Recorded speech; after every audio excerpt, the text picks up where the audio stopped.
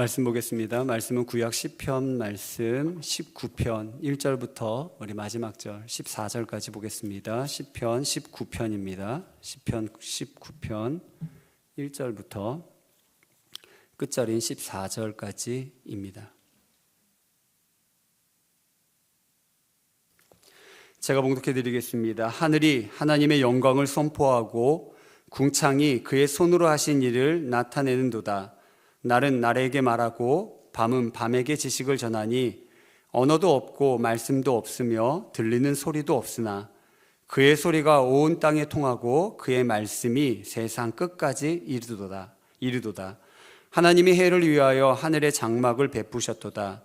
해는 그의 신방에서 나오는 신랑과 같고 그의 길을 달리기 기뻐하는 장사 같아서 하늘 이 끝에서 나와서 하늘 저 끝까지 운행하며 그의 열기에서 피할 자가 없도다.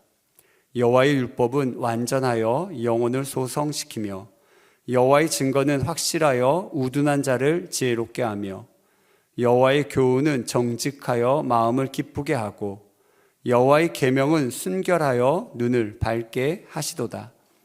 여호와를 경외하는 도는 정결하여 영혼까지 이르고 여호와의 법도 진실하여 다 의로우니 금 곧 많은 순금보다 더 사모할 것이며 꿀과 송이꿀보다 더 달도다. 또 주의 종이 이것으로 경고를 받고 이것을 지킴으로 상이 크니이다. 자기 허물을 능히 깨달을 자 누구리요? 나를 숨은 허물에서 벗어나게 하소서. 또 주의 종에게 고의로 죄를 짓지 말게 하사 그 죄가 나를 주장하지 못하게 하소서. 그리하면 내가 정직하여 큰 죄가에서 벗어나겠나이다. 나의 반석이시오 나의 구속자이신 여호와여, 내 입의 말과 마음의 묵상이 주님 앞에 연락되기를 원하나이다. 아멘. 할렐루야. 네, 한 주 동안도 평안하셨나요? 네, 하나님의 은혜가 예배하는 모든 분들 위해 함께 하시기를 간절히 축원합니다. 오늘 이 시편 19편 이 본문의 말씀 가지고 하나님을 아는 방법과 그분께 합당한 예배라는 제목으로 우리 말씀 전하겠습니다. 제가 이번 주간에 김혜영 선교사님이 쓰신 숨지마 내 인생이잖아 라는 책을 읽었습니다. 책이 넓게 퍼지니까 이상하네요. 네, 이분의 삶이 참 기구해요. 재수없게 딸로 태어났다는 이유로 술에 취한 아빠가 3일 만에 이 아이를 밀쳐 던져버리는 턱에 그로 인한 척추 손상을 입어서 키가 제대로 자라지 못합니다. 그래서 키가 134cm예요. 거기다가 이 엄마는 이제 심한 우울증, 이제 정신 질환으로 이렇게 뭐 남편과 싸우고 애들 때리고 뭐 이렇게 정신 질환을 앓고 있는 어머니. 그리고 결국 그 5년여간의 그 엄마의 정신 질환 때문에 그것을 견디지 못하고 이제 자살로 삶을 마감한 이제 아빠. 지독한 가난과 또 이제 초등학교뿐이 못 나왔거든요. 초졸 학력. 그리고 눈만 뜨면 이제 그 엄마로부터 쏟아지는 이제 저주의 말들. 이 모든 게 다 네 탓이다. 네가 태어나지 않았어도 이렇게 되진 않았을 텐데 왜 태어나서 이렇게 힘들게 하냐. 이제 이런 저주의 말들. 이것이 이제 13살짜리 여자아이가 견뎌야 할 인생의 이제 세찬 바람이었습니다. 그래서 이 김혜영 선교사님은 그 책에서 뭐라고 얘기하냐면 하마터면 자신이 이 세찬 바람 때문에 사람으로 태어난 기쁨을 알기도 전에 그 세찬 바람들에 의해 뜯겨나갈 뻔했다고 그렇게 고백을 해요. 하지만 이런 세찬 세상 그 험한 바람 앞에 서 있던 자신을 하나님께서 만나 주셨고 그리고 친구가 되어 주셨다는 거예요. 이 선교사님의 이력은 참 놀랍습니다. 그러니까 134cm, 키가 굉장히 작죠. 그 초등학교 졸업한 초절 장애인. 결국 또 이러다가 이 정신질환에 걸린 이 엄마가 아버지 장례를 치르고 한 6개월쯤 됐을 때 이제 자기를 막 죽이려 들었거든요. 그래서 결국 집에서 뛰쳐나가 이제 가출을 하게 됩니다. 이제 그 장애를 입은 이 초등학생 여자 아이가 뭐 구할 수 있는 일자리가 거의 없었어요. 그래서 이제 얻게 된 일이 월급 3만 원에 가사 도우미죠. 뭐 숙식은 물론 이제 제공해 주지만 월급 3만 원에 가사 도우미. 그러나 거기에 굴하지 않고요. 한 기술원에서 이제 편물을 이제 다룰 수 있는 기능사 자격증을 얻게 되면서 그것을 이제 밤낮 열심히 또 노력하게 됩니다. 공장에 취업하게 됐는데 취업으로 끝나는 것이 아니라 그 기술원의 그 연락으로 기회를 얻어서 이제 뭐 지방 대회 또 이제 전국 대회 이렇게 나가게 되면서 결국 국제 장애인 기능 올림픽 대회에서 세계 대회죠. 거기서 금메달을 수상하게 되고요. 그리고 인생에 다시 한번 전환이 되어 자기의 그 승승장구하고 언론에도 많이 알려지고 상도 받고 막 그러던 자신의 인생을 다 내려놓고 아프리카 보츠와나라고 하는 남아프리카 공화국 위에 있는 작은 나라예요. 거기에서 무료 봉사로 한 14년간 또 자기 기능직들을 알려주면서 봉사하게 됩니다. 그리고 이제 거기에서 어느 정도 기반을 다 닦였을 때 또 그것을 다 내려놓고 공부하러 미국으로 다시 가요. 그러면서 결국 아이브리그에 속한 컬럼비아 대학교 석사를 거쳐서 지금은 국제사회복지사로 아프리카를 주 활동 무대로 사역하는 아주 귀한 선교사님이 되었습니다. 한마디로 이 김혜영 선교사님을 뭐라고 부르냐면 작은 거인이라고 불러요. 작은 거인. 그러니까 선교사님의 인생에는 정말 세찬 바람이 이제 몰아쳤습니다. 하지만 하나님께서 그 가엾은 소녀의 인생에 불어닥친 바람을 한마디 말로 잠잠케 해 주셨어요. 얘야, 나와 같이 살자. 그 작고 연약한 소녀의 곁으로 친구로 찾아오셨고 만나 주셨고 그와 함께 살면서 예수님으로 하나님이 함께 하시면 그것으로 충분함을 또한 깨닫게 해 주셨습니다. 저와 여러분들도 인생 살다 보면 여러 가지 바람이 불 거예요. 바람 하나 안 불고 온실에서 살아가시는 분 계신가요? 아마 인생의 바람이 불어올 겁니다. 두려워하지 마시고요. 그 거센 풍파 앞에 오직 하나님으로 충분히 여기시고 그 은혜로 승리하는 저 여러분들 되기를 간절히 축원합니다. 오늘 본문인 시편 19편은 다윗의 시편입니다.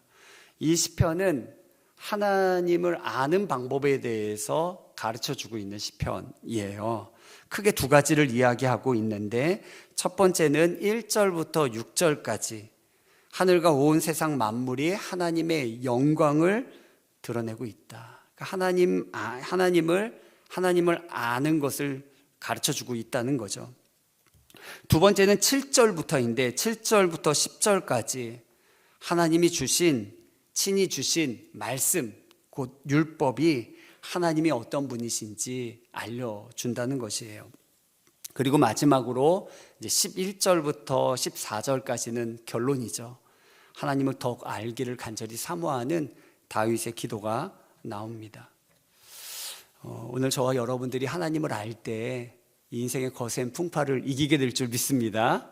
그래서 오늘 다윗이 이야기하는 하나님을 아는 방법에 대해서 오늘 말씀을 좀 나누려고 합니다. 먼저 1절 보면 하늘과 온 세상 만물이 하나님의 영광을 드러낸다고 하는데 우리 1절 함께 우리 같이 읽겠습니다.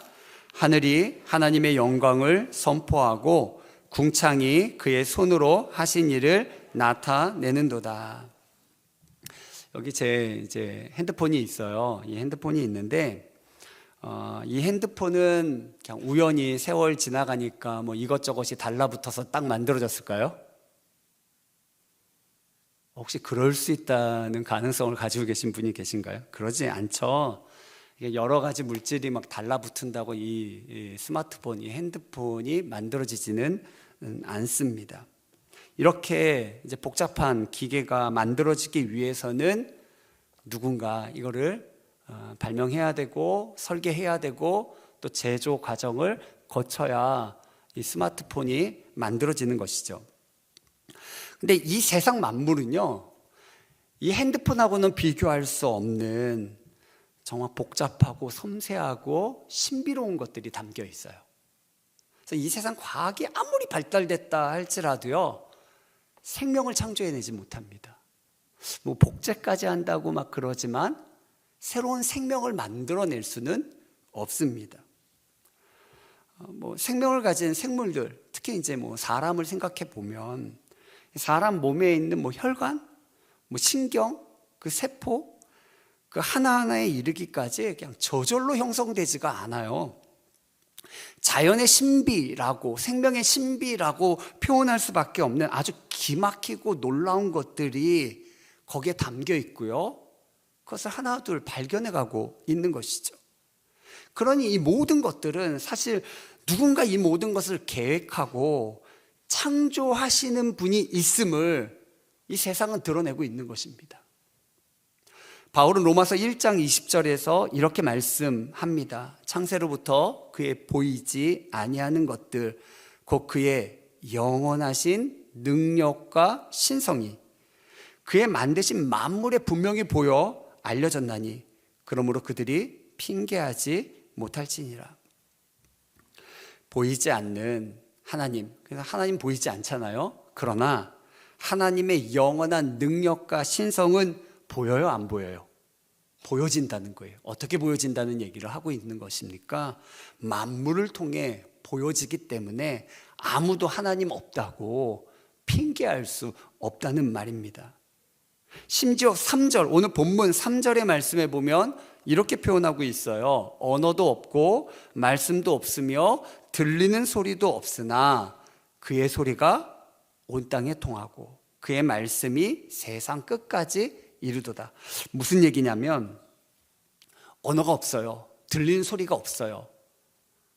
그러니까 그런 게 없어도 비언어적인 방법으로 하나님의 영광은요, 충분히 드러나고 전달된다는 거죠. 하나님이 누구이신지, 하나님이 얼마나 크고 놀랍고 지혜로우신지가 드러난다는 거예요. 말하지 않아도, 소리가 들리지 않아도 이 만물을 통해서 분명히 보여지고 들려진다는 것이죠. 그러니 하나님의 영광이 나타나는 것은 언어의 제한을 받지 않습니다. 이렇듯 세상 만물은 하나님이 어떤 분이신지, 이 세상을 만드셨으니까 지혜로우실 수밖에 없으시겠죠. 또 생명을 창조하시니까 능하실 수밖에 없겠죠. 그 신비함과 영광을 하루도 빠짐없이 이 세상 만물이 드러낸다는 거예요. 근데 그것도 어떤 한 군데 가서 발견하는 것이 아니라 세상 이 끝에서부터 세상 저 끝까지 한결같이 전달된다는 것이죠. 마치 태양이 떠오르면 그 빛이 온 세상을 비추는 것처럼, 그 빛을 피할 수 없는 것처럼 하나님의 영광은요, 세상 곳곳에 두루 비치면서 하나님이 어떠한 분이신지, 또 하나님이 이 세상을 어떻게 만드셨는지를 나타내고 있는 것입니다. 그러므로 우리의 시선을 좀 가끔은요, 이 자연을 둘러보는 것이 필요해요.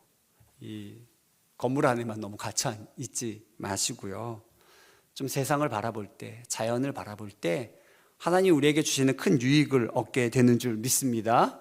그러니까 좀 크게 멀리 볼 줄도 알아야 돼요. 산도 좀 바라보고요, 좀 멀리 바라봐야 됩니다. 제가 군대에서 철책 근무를 했거든요. 한 1년 정도 이제 근무를 했어요. 철책에서만. 그러다 보면 뭐만 바라볼까요? 네, 산만 바라봐요. 이게 비무장지대잖아요. 네, 그 철책서 건너편에 산만 바라봅니다. 그렇게 멀리 바라보고 났더니요, 눈이 좋아져요. 한 1년 정도 있다가 안경을 맞추러 이제 왔더니 시력이 어떻게 2단계가 좋아질 수 있냐고 그렇게 얘기하더라고요. 물론 제대하고 나서 또 이렇게 생활하니까 그대로 다시 돌아오긴 하는데 군대 있을 때 시력이 그렇게 2단계나 뭐 초록색 바라보고 멀리 바라보고 그러니까 시력이 좋아지더라고요. 멀리 보는 것, 물론 시력이 좋기 위해 멀리 바라보는 것이 아니라 하나님이 이 세상을 얼마나 크고 위대하게 만드셨는지를 바라볼 수 있어야 돼요. 더 크게 우리의 생각도 좀 넓혀야 됩니다. 사실 이 세상은요 굉장히 놀라워요. 이 지구가 온도가 조금만 높아도 우리는 살 수 없어요. 이 지구가 태양과 조금만 더 가깝거나 아니면 조금만 더 멀어도요 얼어 죽거나 불탈 수밖에 없습니다. 그러니까 우리의 생각을 확장해 보면 세상은요 그냥 우연히 형성된 것도 아니고 우연히 살아가는 것도 아닙니다.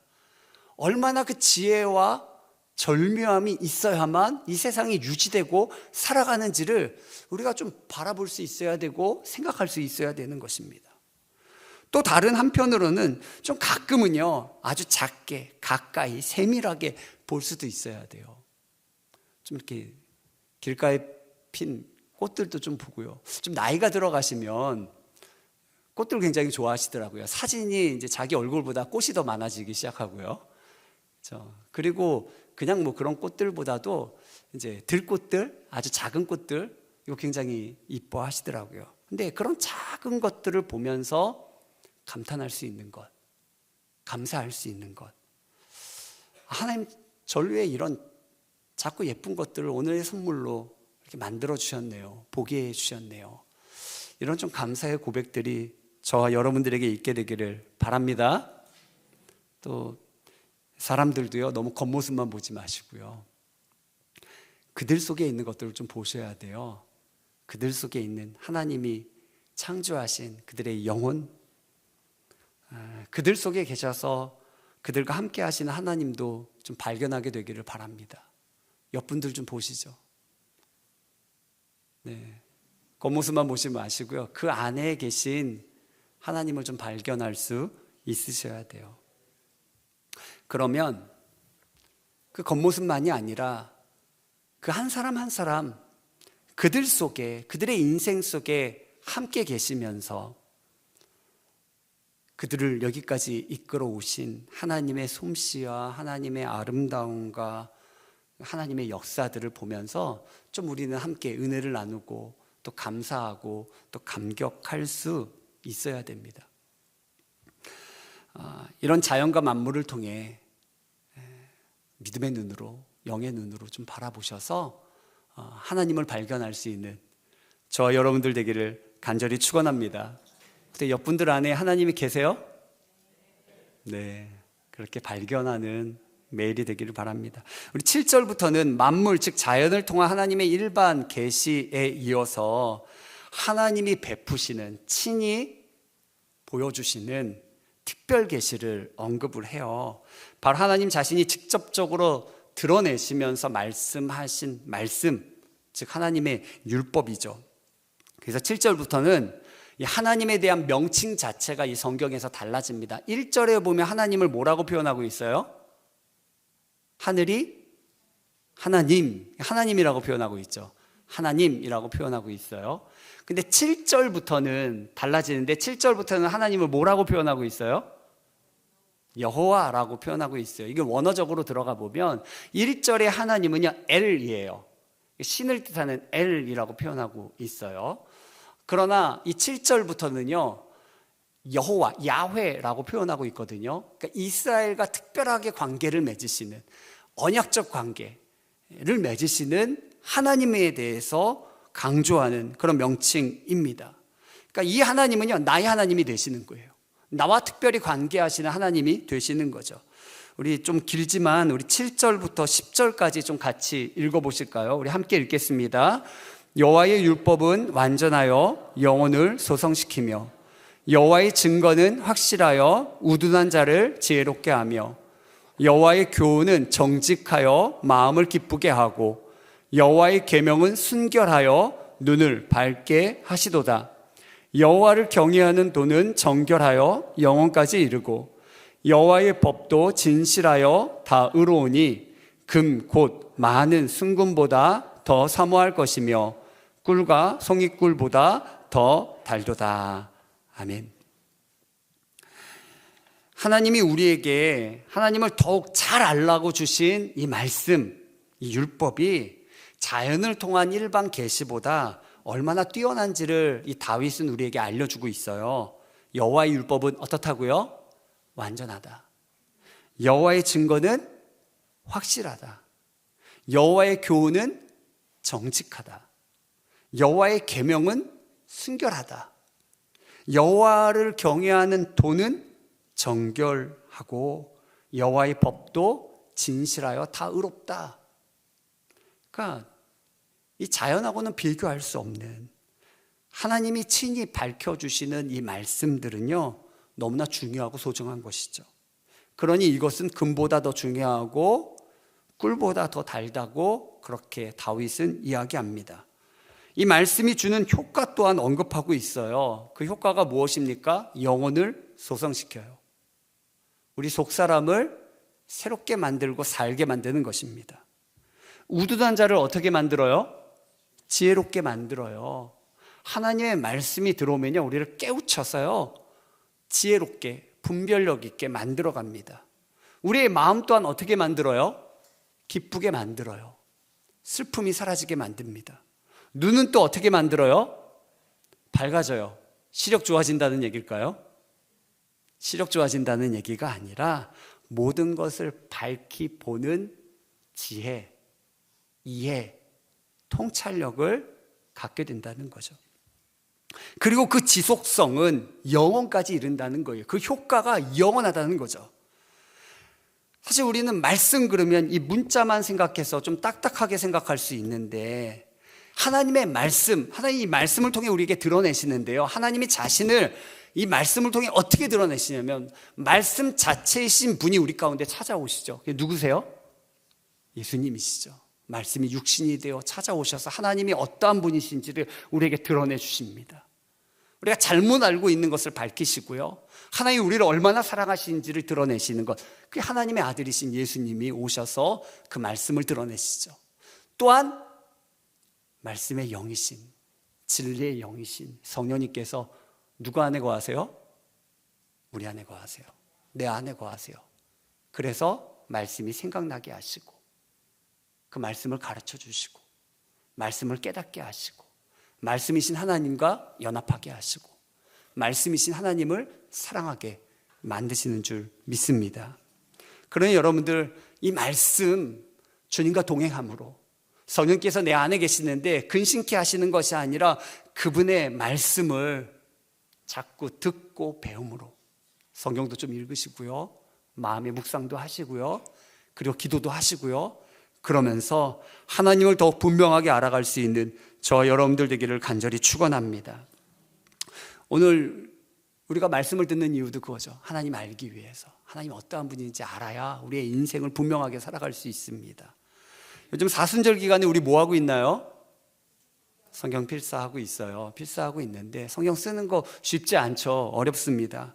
하지만 더 깊게, 더 확실하게 시간을 들이면서 주님을 더 깊이 알아가는 귀한 시간들이 꼭 되시기를 바랍니다. 이렇게 하나님을 알려주는 방법이 자연과 하나님 친히 밝혀주시는 말씀을 통해서 알려주시는데, 다윗은 이것을, 이 두 가지 방법을 알려주면서 마지막 간절한 기도를 싣고 있어요. 그게 오늘 본문 11절의 말씀인데요, 우리 11절 말씀 같이 읽겠습니다. 또 주의 종이 이것으로 경고를 받고 이것을 지킴으로 상이 크니이다. 두 가지 방법이 있구나. 그것으로 끝나는 게 아니라 이것을 어떻게 한다고요? 이것으로 경고를 받는다. 이것이 내 삶을 다룬다는 거예요. 이것으로 내 삶을 뒤바꾼다는 거죠. 그래서 그 끝이 상을 받도록, 열매를 맺도록 만든다는 것입니다.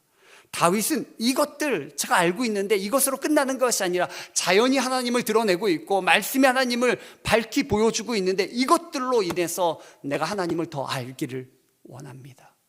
그래서 하나님과 더 깊은 관계를 맺기를 원하고 열매 맺기를 원합니다 라고 기도하고 있는 것입니다. 그러기 위해서는 자신에게 또 해결해야 할 문제가 있어요. 그 문제는 바로 무엇이냐면 죄 문제예요. 우리 12절 13절 말씀도 더 읽어보겠습니다. 우리 함께 읽겠습니다. 자기 허물을 능히 깨달을 자 누구리요? 나를 숨은 허물에서 벗어나게 하소서. 또 주의 종에게 고의로 죄를 짓지 말게 하사 그 죄가 나를 주장하지 못하게 하소서.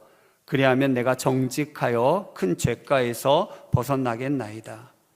두 가지, 죄의 문제를 두 가지 언급하고 있는데, 첫 번째는 숨은 허물에서 벗어나게 하소서, 이렇게 기도하고 있어요. 숨은 허물, 숨어 있다는 것은 내가 허물이 있는 걸 알아요, 몰라요? 모르는 거죠. 숨어 있으니까 내가 몰라요. 자기 스스로 허물이 있는 걸 모르니까 이것을 벗어버릴 방법이 없죠. 내가 죄인인데도 죄인 줄 몰라요. 그러니까 그것을 회개하지도 못하는 거죠. 숨어 있어 보이지 않는 허물, 이것을 어떻게 깨닫고 고칠 수 있습니까? 다윗은 그래서 하나님께 도와달라고 간구하고 있는 것입니다. 다윗이 하나님 사랑하잖아요. 하나님 사랑하는 마음으로 이 사울왕 때 빼앗겼던 하나님의 법궤, 언약궤를 이제 다시 예루살렘으로 모시고 옵니다. 정성껏 준비해서 대여를 갖추고, 그리고 새 수레를 만들고, 그러면서 정말 귀하게 모시고 와요. 행렬을 듣고 사람들이 다 환호하게 만들면서 하나님의 언약궤 법궤를 모시고 오는 거죠. 근데 어떤 일이 벌어지나요? 소가, 그 수레를 끌던 소가 그만 뛰어요. 그 바람에 수레가 흔들리면서 언약궤가 떨어질 위기가 발생하죠. 그때 제사장이었던 우사가 그것을 붙들었다가 어떤 일이 벌어지냐면 우사가 죽어요. 성경은 베레스 우사라고 얘기하는데 우사를 찢으셨다는 거예요. 하나님의 징계가 그 순간에 임하였는데 우사가 찢어 죽는 참혹한 일이 벌어진 거죠. 지금 다윗은 하나님을 사랑해요. 하나님을 사랑해서 온갖 정성을 다해서 모셔오고 있는 거예요. 하나님의 임재의 상징인 언약궤 법궤를 정성껏 환호하며 또 빵빠레를 울리며 모셔오고 있는데, 그만 거기에서 비극이 일어난 거죠. 그것도 거룩한 제사장인 우사가 찢어 죽는 놀라운, 그냥 엄청난 비극이 벌어진 거예요. 다윗이 이때 너무 놀라서요, 언약궤를 모셔오지 못하고 거기서 중도에 멈춥니다. 그리고 회개하기 시작해요. 여러분, 소가 뛸 줄 누가 알았겠어요? 하지만 하나님 믿는 사람에게는요, 그와 같은 사건들이 우연이 아닙니다. 다 하나님께서 행하시는 것이에요. 왜 행하시냐면 하나님 제대로 알라고. 하나님 제대로 알지 못하면요, 죄가 우리 가운데 깃들어서요, 우리를 망가뜨려요. 그렇기 때문에 우리가 하나님과의 관계가 점점 형성되면요, 하나님 우리를 좀 뒤흔들리시면서 우리 안에 가라앉아 있던 죄의 문제, 숨은 허물의 문제들도 벗어버리게 만들어 가십니다. 그래서 하나님 믿는 사람에게 이 벌어지는 이런 소동들, 이런 사건들은요, 결코 우연이 아니에요. 하나님께서 허용하시는 것입니다. 다윗으로 하여금 더욱더 하나님을 알고 하나님의 사람으로 빚어지게 만드신 사건이 이 바로 우사의 사건입니다. 다윗은 그 순간 회개하면서 다시 하나님의 말씀에 집중해 보기 시작해요. 왕은 마땅히 하나님의 말씀, 그 등사본을 가지고 하나님 말씀을 연구해야 했어요. 근데 다윗이 그것을 알지 못했던 거죠. 하나님의 말씀이 그 마음 가운데 없기 때문에 범죄한 거였어요. 죄를 지었는데도 몰랐던 거죠. 이제 다윗이 성경을 읽다 보니까 깨달아 알게 됐어요. 하나님의 언약궤는 어떻게 모셔와야 돼요? 소가 끄는 새수레에 모셔올 수 있어요? 그렇지 않죠. 제사장들이 언약궤를 메고 친히 모셔와야 됐던 거예요. 이것을 깨닫고 다윗이 철저히 준비하고 하나님 말씀대로 언약궤를 다시 모셔오게 됩니다. 얼마나 정성껏 모시는지요. 다윗이 그 앞에 춤을 추면서 한 걸음 한 걸음 하나님 말씀대로 모셔오기 시작해요. 그래서 어떤 일이 벌어지죠? 다윗의 바지마저 춤추다 내려가는 일이 벌어지죠. 우리는 바지가 내려가는 것이 불경건하다고 생각하는데 하나님은 그렇지 않습니다. 하나님의 말씀에서 어긋나는 게 불경건한 거예요. 그것이 죄인 것입니다. 오늘 저와 여러분들도 우리 안에 숨은 것들이 참 많이 있어요. 내 눈에 보이지 않거든요. 이런 숨은 허물에서 벗어나게 해달라고, 그것을 깨닫고 떨쳐버리게 해달라고 기도하는 저와 여러분들 되기를 간절히 축원합니다. 신앙생활을 10년 하고 20년 하는데요, 똑같아요. 예수 믿기 전이나 그 후나 변한 게 없어요. 여전히 삶은 그대로예요. 그러면 될까요? 안 될까요? 안 돼요. 우리는 점점 예수님 닮아가야 되고요, 전에는 알지 못했던 죄악들을 깨달아 알면서 진짜 거룩한 삶으로 변화되어져야 될 줄 믿습니다. 그렇게 거룩해져가는 저와 여러분들 되기를 간절히 축원합니다. 두 번째는 고의로 죄짓지 않게 해달라고 간구합니다. 고의로 짓는 죄는 알고 짓는 겁니까? 모르고 짓는 겁니까? 알고 짓는 거죠. 알면 안 하면 되는 거 아니에요? 그렇죠? 근데 알면서도 해요. 그게 우리 사람입니다. 알고 있는데 그 죄가 나를 주장한다는 거예요. 몰라서 짓는 죄가 아니라 뻔히 아는데도 그 죄가 끌어당기는 힘이 있어요. 유혹이 있어요. 그것을 끊지를 못하는 거예요. 잘못인 줄 알면서도 그 죄의 힘에 빨려 들어가는 것입니다. 그러니 죄의 힘을 끊을 수 있게 그 고의로 알고 있는 죄를 짓지 않게 해달라고 다윗은요, 하나님의 은혜를 구하고 있어요. 하나님, 저 도와주세요. 이 문제 제가 굴복하고 있는데 도와주세요. 간구하고 있는 것입니다.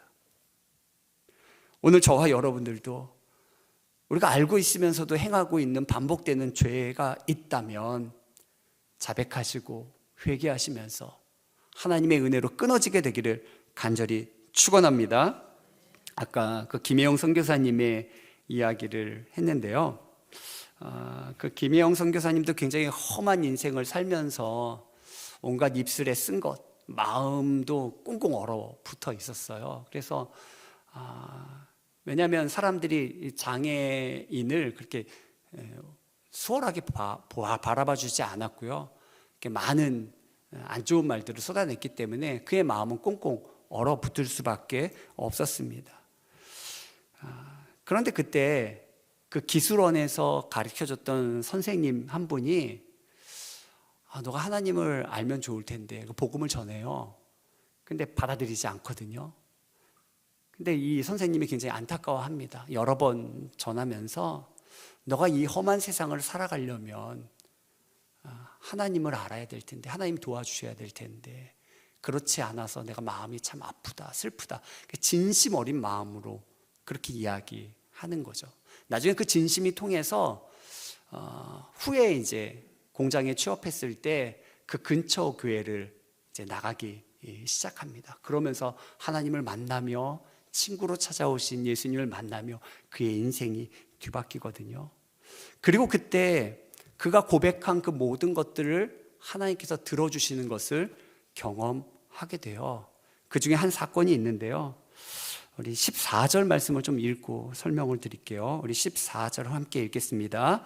나의 반석이시오 나의 구속자이신 여호와여, 내 입의 말과 마음의 묵상이 주님 앞에 연락되기를 원하나이다. 하나님을 알아갈 때 다윗은 하나님, 내 삶의 모든 것, 내 입술에 있는 모든 것, 내 마음에 있는 것, 그 모든 것이 나쁜 것, 악한 것이 아니라 하나님이 기뻐 받으실 만한 것이 되기를 원합니다. 이런 고백을 하고 있어요. 이 김혜영 선교사님이 이제 그 가까운 교회 이렇게 나갈 때 결국 이 공장에 문제가 생기면서 이 공장이 폐쇄하게 되고요, 이제 일터를 옮겨가게 돼요. 그러면서 적응했던 그 교회에서마저 이제 떠나가게 됩니다. 그래서 마지막으로 그 목사님 사모님을 찾아가서 지금 이런 사정 때문에 이제 다음엔 교회에 나오지 못하고 이사를 가야 합니다라는 이야기를 해요. 근데 그때 그 목사님 사모님께서 이 김혜영 선교사님에게 기도해 주시거든요. 근데 기도해 주시는데 뜻밖의 기도를 해 주세요. 근데 그 기도가 당시에는요 전혀 믿기지 않았어요. 너무 믿기지 않았는데 뒤돌아보니 결국 그 기도의 내용들이 자기의 인생에 다 이루어졌다는 거예요. 그 말 그대로 다 이루어졌다는 거죠. 그래서 그 기도를 그 책에 싣고 있습니다. 제가 좀 읽어드릴게요. 주님, 이 딸이 이제 이곳을 떠납니다. 어디를 가든지 함께 해주시기를 바랍니다. 이 두 손으로 만든 옷이 세계 최고의 옷이 되게 해주시고, 사실 이제 기술 배워서 이제 공장에서 일하고 있는데, 그 장애를 가진 그가 만든 옷이 세계 최고의 옷이 되게 해달라고 기도한 거죠. 또한 이 기술로 다른 사람을 돕고 또 하나님의 일꾼으로 살아가도록 도와주시기를 기도합니다. 이렇게 기도했어요. 전혀 믿기지 않았는데 그래도 목사님 사모님이 기도하니까 그냥 아멘 했다는 거예요. 그리고 사실은 잊어버리고 있었는데 후에 보니까 사실은 134cm의 초절 장애인일 수밖에 없는 자기, 그것도 겨우 이제 기술을 배워서 이제 막 공장에서 일하는 자신을 위해 세계 최고의 옷을 만드는 자가 되게 해달라는 기도는요, 믿을 수 없었지만 그런데 정말 그 일이 이루어졌다는 거예요. 세계대회에서 금메달도 따게 되었고요. 또 저 아프리카에 있는 사람들 또 돕게 되었고요. 하나님의 일꾼으로 선교하게 되었던 거죠. 후에 이 김혜영 선교사님은요, 대통령의 초청을 받아요. 국민훈장 목련 장을 수상하게 되거든요. 이거 굉장히 큰 상입니다. 굉장히 큰 상인데 그가 이제 아프리카 보츠와나에서 14년 동안 무료로 자원해서 봉사한 것이 많은 사람들에게 감동을 주면서 이런 큰 상을 받게 됩니다. 하나님은 그 사모님의 기도 다 들어주셨다는 거예요. 그 입술의 고백 다 들어주셨다는 거죠. 하나님은 우리의 입술의 고백 다 기억하시는 줄 믿습니다. 그러니 내 안에 쓰디 쓴 걸 담고 있으면 안 됩니다. 죄악된 것 담아 놓아서는 안 되는 거죠. 내 마음에 어두운 것 담아 두어서는 안 되는 것입니다. 오늘 저와 여러분들이 이 입술과 우리의 마음이 하나님 안에 좋은 것들을 가득 담을 수 있게 되기를 간절히 축원합니다. 자연 만물을 보면서 하나님의 영광이 여러분들 마음 가운데 스며들기를 바랍니다. 또 하나님의 말씀, 날 위해 그 말씀으로 하나님 알리시기에 이 땅에 오신 예수님을 영접하시면서 또한 말씀이신 성령님께서 친히 오셔서 이 하나님의 말씀 우리에게 깨닫게 해 주시면서 우리 안에 불신앙이 아니라 참된 믿음으로 살아가는 저와 여러분들 되기를 간절히 축원합니다. 옆 분들하고 좀 인사하실까요? 하나님의 사람으로 삽시다. 네. 진짜 하나님의 사람으로 사셔야 돼요. 여러분들 입술이 무엇을 이야기하고 있는지, 여러분들의 마음은 어떤 생각을 품고 있는지를 자꾸 점검해 보시기를 바랍니다. 다윗은 세상에 하나님을 이렇게 알려주고 있는데 사람들은 이걸 알지 못하거든요. 우리가 어느새 이 하나님을 알려주는 것에 귀가 닫혀 있어요. 내가 원하는 것만 보고 있는 거죠. 하나님의 말씀이 하나님을 드러내주고 있는데도요, 우리가 이것을 보려고 하지 않아요. 닫혀 있죠. 그리고 내가 원하는 대로 살고 있습니다. 그로 말미암아 우리는 죄악이 온통 뒤덮여 있어요. 그래서 다윗은 간구하는 것입니다. 하나님, 이것들로 내가 경고를 받아서 진짜 하나님과 동행하는 사람, 하나님을 알아가고 하나님과 함께하는 사람이 되게 해주십시오 라고 기도하고 있는 거예요. 숨은 허물 깨달아서 벗어버릴 수 있게, 고의로 알면서 짓는 죄 정말 끊어버릴 수 있게 내게 은혜를 주세요 라고 기도하고 있는 거죠. 그래서 내 삶이 죄로 뒤덮인 인생이 아니라 오직 하나님께 내 입술의 고백, 내 마음의 묵상이 다 주님이 기뻐 받으실 만한 예배가 되게 해달라고 간구하고 있는 것입니다. 오늘 저와 여러분들이 이와 같은 주님께 예배하는 귀한 성도님들 되기를 간절히 축원합니다.